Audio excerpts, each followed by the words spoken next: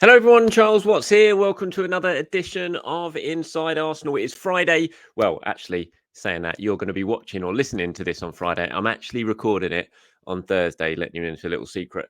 I'm playing golf today, Friday, with a mate pre-Christmas round of golf. And if I didn't pre-record this on Thursday, then I wouldn't be getting a show out. And I wanted to get a show out.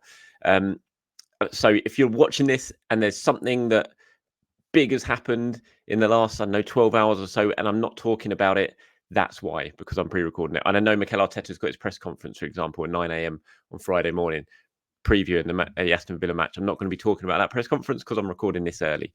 But to see everything or to hear everything that Mikel's had to say, you just go over to arsenal.com. You can read the transcript, you can watch the video and everything like that.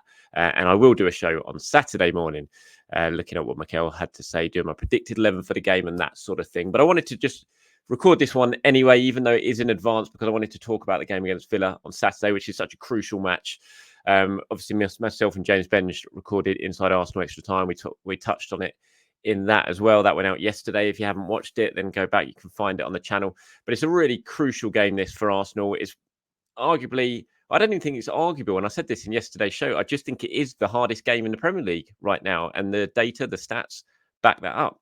Aston Villa have won their last 14 games in a row at Villa Park in the league. And they've just absolutely steamrolled Manchester City, the European champions, in midweek. Yes, it was only 1-0, but it was much more than a 1-0 game. It was utter domination from Villa side, who had 22 shots, conceded only 2 shots in the whole game. They gave Pep Guardiola's team an absolute lesson.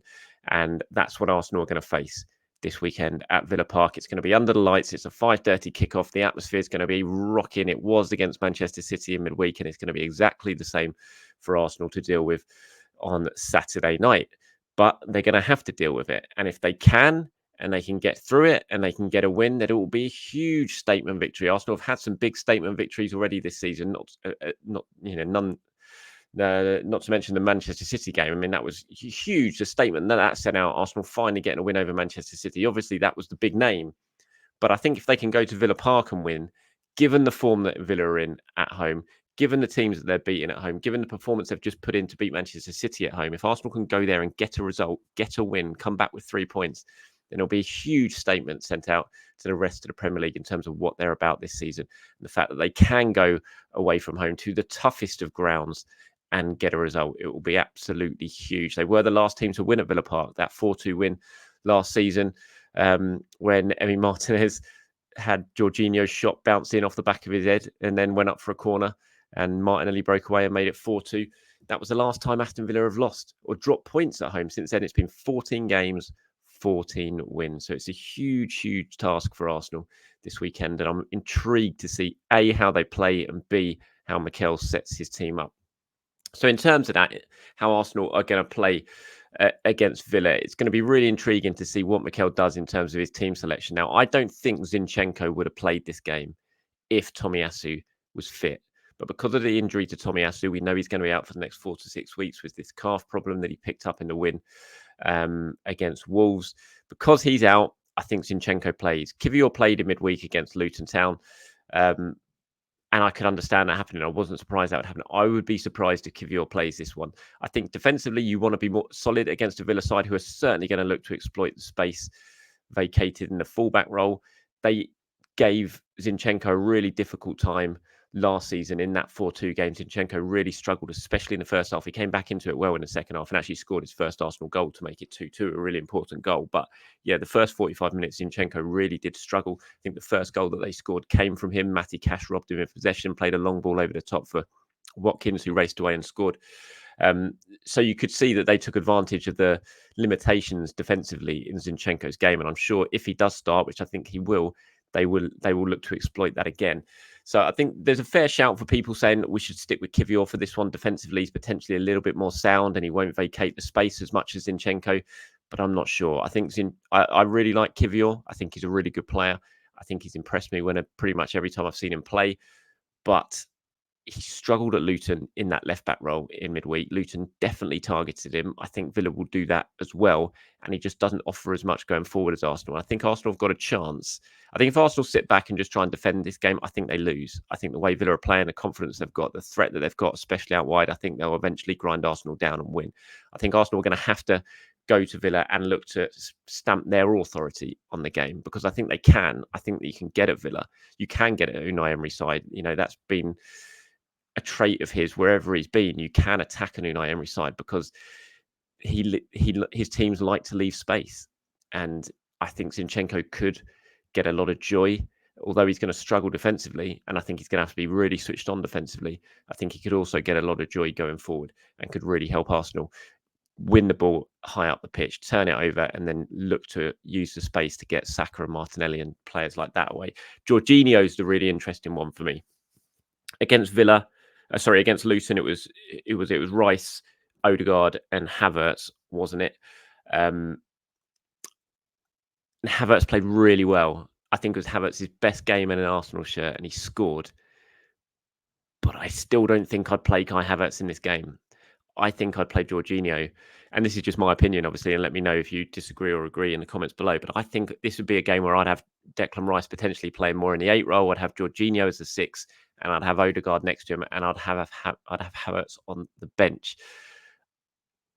I don't know if Mikel will do that. I have no idea. When I think back to the Newcastle game, I thought he'd play probably that midfield, and he didn't. Although that was because Odegaard got injured just before, didn't he? Got concussed, so maybe we never know what he was going to do in terms of that Newcastle game. But we have seen him use that Jorginho, Odegaard, Rice partnership before in big games this season. He did it against Manchester City, and I just think he might well do that again. He knows that Arsenal are going to be under huge amounts of pressure, and they need to get control of the ball. Manchester City came unstuck in that regard at the weekend. They really missed Rodri. Their midfield got overrun, and that's how Aston Villa continued to win the ball high up the pitch, turn it over, and then just get on the attack again. I think Arsenal will look to try and control that midfield as best as they can, and I think Jorginho is probably the way that Mikel Arteta will go, with Rice and Odegaard ahead of him. It'll be a little bit harsh on Havertz, considering how well he played and how Luton and the goals he's been scoring recently. But Mikel did leave him out in the game against Wolves. He left him out the starting 11 for that game, which was a bit of a surprise, given it came off the back of the victory against Lens when he scored. And I wouldn't be surprised if he does that again. But let me know what you guys think. Who do you think should be in the starting 11 for this one? How do you think Arsenal should approach this game against Aston Villa? Do you think they should maybe be a little bit more conservative, like I'm suggesting in terms of that midfield option?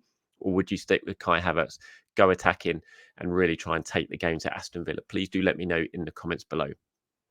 Team news-wise, I mean, there's not much we don't know unless something's happened at the time of recording this, which hasn't come out yet. But no Thomas Partey, of course, he's still working his way back to fitness, about 3 or 4 weeks away for him. Same goes for Emil Smith-Rowe, not yet ready to return to the squad. So he's out. Tomiyasu, we know, is out. No Jurrien Timber, of course. He remains on a long-term absentee list. Same goes for Fabio Vieira, who I think this would be Vieira's last game of his suspension, but he's injured anyway, so he wouldn't play. So those are the players at Arsenal missing: Partey, Tomiyasu, Smith-Rowe, Timber, Vieira.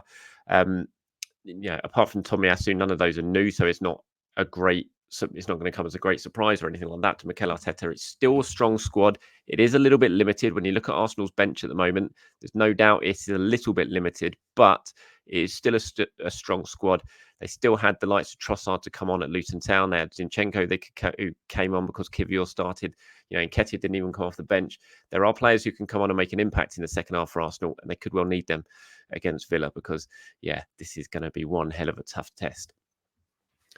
Unai Emery,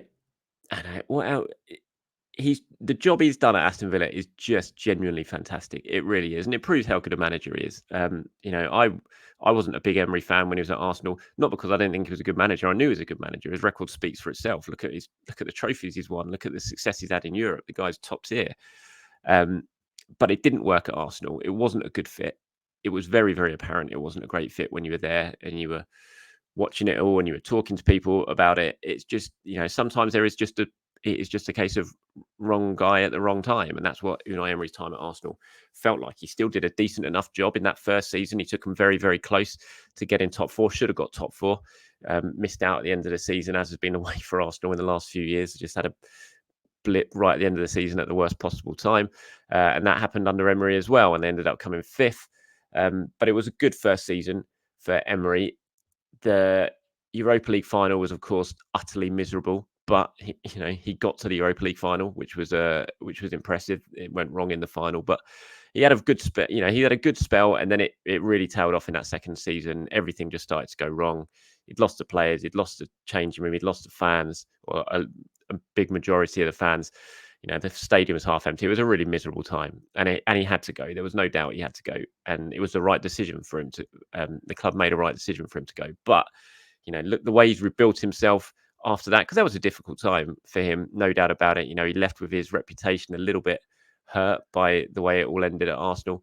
But he's gone. He went to Villarreal, did fantastic things at Villarreal, had more success, won another European trophy. And rebuilt his reputation in such an impressive way. And now the job he's doing at Aston Villa is just absolutely magic. And he deserves it. And I'm really happy for him. I hope he's upset. I hope he's unhappy the weekend when Arsenal get one over him. But I'm really happy to see what he's doing at Villa Park. And he's showing how impressive he is. And, the way Villa are playing at the moment, the way he's got the fans buying into it all, it feels a lot like Arsenal and Mikel Arteta and the job he's done. I think Emery knew that you had a very big club at Aston Villa. You needed to get the fan base connected. You needed the fan base to believe in the team. And he's done that. He's helped. He's made some really good, smart signings. Pau Torres has been fantastic. Diaby's made a big impact. Leon Bailey, after a slow start, is having a really good season this season. He's obviously getting a massive tune out of Ollie Watkins, which is a big boost in terms of the goals he's scoring. John McGinn's been fantastic. You've got Emi Martinez in goals, one of the top goalkeepers in the world. So, he's built a very, very good squad there, and they're all really bought into his way of thinking. And this is going to be a really big test for Arsenal. And Emery's being a little bit coy at the moment. He was asked, are you title contenders? Pep Guardiola said they were. Unai says they're not. He says there's still 6 or 7 teams that are ahead of them. I think he's probably right. I still don't look at Villa yet as title contenders. Ask me that again in 6 weeks' time. If they're still up there, then I'll absolutely change my tune, because once you're up there come February time, if you're still in and around it, then you have to be considered title contenders. I still feel Villa's away form and the way that Emery sets his teams up, there is always a bit of a gaping hole down the middle of it. And especially away from home, that can be an issue, as we saw when he was at Arsenal and his teams were going away to Watford and conceding 30 shots in a game. And that was happening on a pretty regular basis. They were wide. Every game felt like a cup match under Emery in that second season. And that can be the way with his teams. And I think that will ultimately stop Villa really contesting for the title because of those away results. And we've already seen this season, the away results haven't been great, aside from the really good win they just picked up at Spurs.